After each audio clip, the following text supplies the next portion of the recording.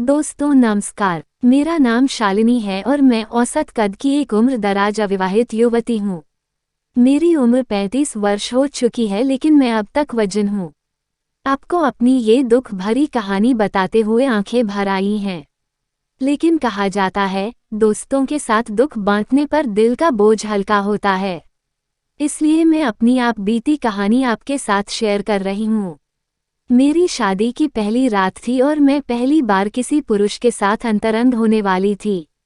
करीबी मित्रों से हुई बातचीत और देखे गए कई अंतरंग वीडियो से मेरे दिमाग में सपनों और इच्छाओं की कई तस्वीरें उभर रही थीं। सिर झुकाए, हाथ में दूध का गिलास लिए मैं बेडरूम में घुसी। अब तक सब कुछ वैसे ही हुआ था जैसा मैंने सोचा था। लेकिन मुझे बिल्कुल भी आभास नहीं था कि मुझे कुछ ही देर में जोरदार झटका लगने वाला है। सपनों के मुताबिक जब मैं कमरे में आती हूँ तो मेरा पति मुझे कसकर गले लगाता है, चुंबनों की बौछार कर देता है और सारी रात मुझे प्यार करता रहता है। लेकिन वास्तविकता में, जब मैं कमरे में घुसी उससे पहले ही वो सो चुका था। तब 35 की उम्र में भी मैं वजिन थी।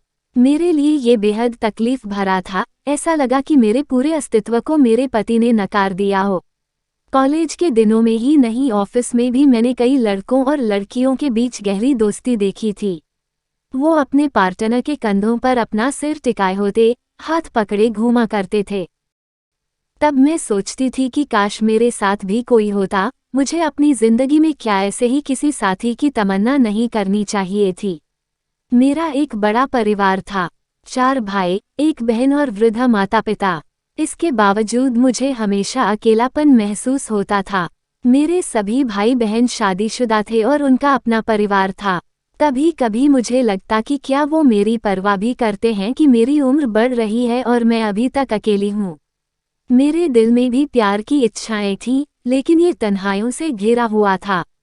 कभी कभी मुझे लगता कि यह केवल इसलिए है क्योंकि मैं थोड़ी मोटी हूँ। क्या मर्द मोटी लड़कियों को नापसंद करते हैं? क्या मेरे वजन की वजह से मेरा परिवार मेरे लिए जीवन साथी नहीं ढूंढ पा रहा है? क्या मैं हमेशा अकेली ही रहूंगी? ये सवाल हमेशा ही मेरे मन में घूमते रहते। आखिरकार जब मैं 35 साल की हुई तो किसी तरह एक 40 वर्षीय आदमी मुझसे शादी करने के लिए सामने आया। उससे मिलने के दौरान मैंने उन्हें अपनी भावनाओं के विषय में बताया, लेकिन उन्होंने कभी इस पर ध्यान नहीं दिया और ना ही इसका कोई जवाब दिया। वो थोड़े परेशान दिखे। वो नीचे की ओर देखते हुए चुपचाप बैठे रहे और केवल अपना सिर हिलाते रहे। मैंने सोचा कि आजकल महिलाओं से ज्यादा पुरुष शर्मीले होते हैं और मेरे होने वाले पति भी कोई अपवाद नहीं है, शायद इसलिए उन्होंने कोई जवाब नहीं दिया। लेकिन शादी की रात हुई उस चीज ने मुझे उलझन में डाल दिया। मुझे नहीं पता कि उसने ऐसा क्यों किया। जब अगली सुबह मैंने उनसे पूछा तो उन्होंने कहा कि वो ठीक नहीं थे। लेकिन आगे भी कुछ नहीं बदला। हमारी दूसरी, तीसरी और कई रातें ऐसे ही बीतीं। मैंने जब अपनी सास को ये बताया तो उन्होंने भी मेरे पति का बचाव किया। उन्होंने कहा, वह शर्मीला है, उसे बचपन से ही लड़कियों से बात करने में झिझक रही है, उसने लड़कों के स्कूल में पढ़ाई की है। उसकी ना तो कोई बहन है और ना ही कोई गर्लफ्रेंड। हालांकि इस बात से मुझे अस्थायी राहत तो मिली लेकिन मैं इस विषय में सोचना बंद नहीं कर सकी। मेरी सारी उम्मीदें, सपने और इच्छाएं दिन ब दिन टूट रही थीं। मेरी बेचैनी का एकमात्र कारण सेक्स नहीं था। वो शायद ही मुझसे बात करते थे। मुझे लगता कि हमेशा मेरी उपेक्षा हो रही है। वो मुझसे दूर भागते, छूना पकड़ना तो दूर की बात थी। मेरे सब्र का बांध टूटने लगा। अगर कोई औरत अपने पहने हुए कपड़े भी ठीक करती है तो मर्द उसे ऐसा करते हुए देखने की कोशिश करता है। लेकिन अगर मैं कभी रात को पूरी तरह से अपने कपड़े उतार भी देती तो भी मेरे पति उदासीन बने रहते। क्या मेरा वजन उनके इस व्यवहार का कारण है? क्या उन्होंने मुझसे किसी दबाव में शादी की है? मुझे नहीं मालूम था कि ये सब बातें किससे शेयर करूं। मैं अपने परिवार से बात नहीं कर सकती थी क्योंकि सब यही सोचते कि मैं बहुत खुश हूँ। लेकिन मेरे सब्र का बांध टूट रहा था। मुझे इसका हल ढूंढने की जरूरत थी। आमतौर पर छुट्टियों वाले दिन भी वो घर पर नहीं रहते थे। वो या तो अपने किसी मित्र के घर जाते या अपने माता पिता को बाहर ले जाते थे। संयोग से उस दिन वो घर पर ही रहे। मैं कमरे में घुसी और अंदर से दरवाज़ा बंद कर दिया। वो बहुत तेज़ी से अपने बिस्तर से उठे मानो कूद गए हों। मैं उनके पास गई और प्यार से पूछा, क्या आप मुझे पसंद नहीं करते? हम अब तक एक बार भी अंतरंग नहीं हुए हैं, न ही आपने अब तक कभी अपनी भावनाओं के विषय में ही बताया, आखिर आपकी समस्या क्या है? उन्होंने झटके से जवाब दिया, मुझे कोई समस्या नहीं है।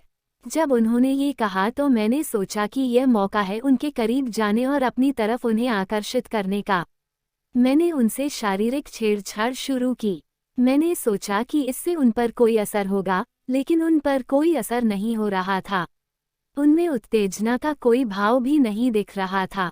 मुझे नहीं पता था कि किससे इस बारे में पूछना चाहिए, लेकिन ये बात मुझे परेशान करती थी कि जैसे किसी स्त्री की सुंदरता के बारे में पुरुष आकलन करते हैं, मैं क्यों अपने पति के शारीरिक गुणों का आकलन नहीं कर सकती? अगर मुझे उससे कुछ उम्मीदें हैं तो ये गलत क्यों है? फिर मुझे एक दिन ये पता चला कि वो नपुंसक थे और डॉक्टर ने हमारी शादी से पहले ही इसकी पुष्टि कर दी थी। वो और उसके माता पिता सब कुछ जानते थे, लेकिन मुझे अंधेरे में रखकर मेरे साथ धोखा किया गया। मुझे सच्चाई का पता चल गया तो उन्हें शर्मिंदगी महसूस हुई, फिर भी उन्होंने अपनी गलती कभी स्वीकार नहीं की। समाज हमेशा महिलाओं की छोटी से छोटी गलती को बड़ा चढ़ाकर पेश करता है, लेकिन अगर किसी मर्द की कोई गलती हो तो भी उंगलियां महिलाओं की ओर ही उठती हैं। मेरे रिश्तेदार ने मुझे सलाह दी, सेक्स ही जीवन में सब कुछ नहीं है, तुम बच्चा गोद लेने का विचार क्यों नहीं करते? मेरे ससुराल वालों ने मुझसे विनती की, अगर लोगों को सच्चाई पता चल जाएगी तो ये हम सभी के लिए बहुत शर्मिंदगी की बात होगी। मेरे परिवार ने मुझसे कहा, ये तुम्हारा भाग्य है। लेकिन इस दौरान मेरे पति ने जो कहा उससे मुझे बेहद ठेस पहुंची। उन्होंने कहा, तुम्हें जो अच्छा लगता है वो करो, किसी और के साथ सो सकती हो, मैं तुम्हें परेशान नहीं करूंगा और ना ही किसी को इसके बारे में बताऊंगा। अगर उससे तुम्हें बच्चा हो जाए तो मैं उसे अपना नाम देने के लिए तैयार हूँ। किसी भी औरत को अपने पति के ऐसे विचारों को सुनकर क्या करना चाहिए? वो बेईमान था और वह खुद के और अपने परिवार के सम्मान को बचाने के लिए ऐसा कह रहा था। वो मेरे पैरों पर गिरकर रोने लगा और कहा, प्लीज़, इसे किसी को मत बताना और न ही मुझे तलाक देना। उसने जो सुझाया वो मैं सोच भी नहीं सकती थी। अब मेरे पास केवल एक ही विकल्प था, या तो मैं उसे छोड़ दूं या उसे अपना जीवन साथी मानकर अपनी इच्छाओं का त्याग कर दूं। अंत में मेरी भावनाओं की जीत हुई। मैंने अपने उस तथाकथित पति का घर छोड़ दिया। मेरे माता पिता ने मुझे स्वीकार नहीं किया। अपने दोस्तों की मदद से मैं एक लेडीज हॉस्टल में चली गई। जल्दी ही मुझे एक नौकरी मिल गई। धीरे धीरे ही सही, मेरा जीवन पटरी पर आने लगा और मैंने कोर्ट में तलाक की अर्जी डाल दी। मेरा पति और उसके परिवार वालों ने बेशर्मी दिखाई। उन्होंने सच्चाई को छुपाते हुए शादी टूटने की आड़ में मुझ पर ही शादी के बाद अवैध संबंध बनाने का आरोप मढ़ दिया। मैं लड़ी और अपनी मेडिकल जांच करवाई। 3 साल लग गए, लेकिन आखिरकार मुझे तलाक मिल ही गया। मुझे ऐसा लगा जैसे कि मेरा पुनर्जन्म हुआ है। आज मैं 40 की हो गई हूँ और अब भी वजन हूँ। इस दौरान मुझसे कई मर्दों ने संपर्क किया। वो सोचते थे कि मैंने अपने पति को इसलिए छोड़ा क्योंकि उनसे मुझे यौन संबंध में संतुष्टि नहीं मिलती थी और वे मुझसे वो सब करना चाहते थे। यह मेरे बारे में गलत और बकवास बातें थीं। मैं ऐसे मर्दों से दूर रहने की कोशिश करती। इनमें से कोई मुझसे शादी या समर्पित रिश्ता कायम नहीं करना चाहता था। आखिर महिलाओं में भी संवेदनाएं होती हैं। मैं अपनी इच्छाओं, सपनों और भावनाओं को केवल उनके साथ शेयर करना चाहती हूँ जो मर्द मुझसे प्यार करे, मेरी परवाह करे, मेरी भावनाओं को समझे और जीवन भर मेरे साथ रहना चाहे। मैं उस मर्द का इंतज़ार कर रही हूँ। तब तक मैं अपने दोस्तों से उनके सेक्सुअल लाइफ के बारे में बातें करके ही खुश हूँ। और जब भी मेरे दिमाग में सेक्स की बात आती है तो इसके लिए वेबसाइट मेरे सबसे अच्छे दोस्त हैं। वैसे लोगों की कमी नहीं है जो उससे मुझे आंकते हैं। मैं मानती हूँ कि ऐसे लोग समझते हैं कि महिलाएं बेजान वस्तु हैं, जबकि महिलाओं में भी बहुत सी संवेदनाएं होती हैं।